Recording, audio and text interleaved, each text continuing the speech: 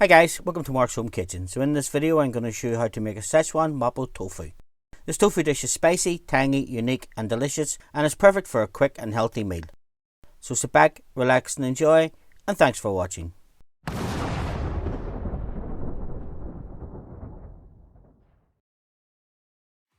firstly, take a wok or a high-sided frying pan. We're going to put it onto a medium heat and we're going to spray it with some low-calorie cooking oil. To this then I'm adding a 1-inch piece of ginger that's been finely grated, 3 cloves of crushed garlic, and I'm going to cook this for about 30 seconds.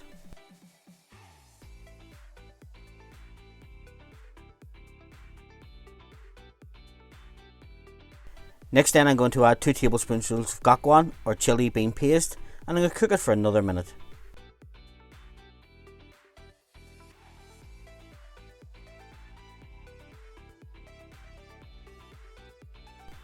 Now I'm adding 1 sliced yellow pepper, 1 sliced red onion, and 500 grams of extra firm tofu that's been cut into 1-inch pieces.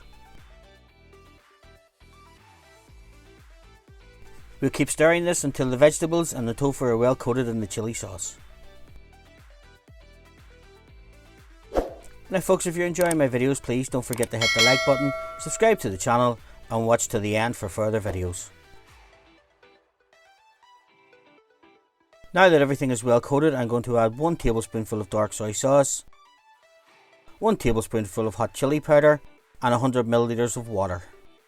We're going to stir well and we're going to make it into a spicy sauce.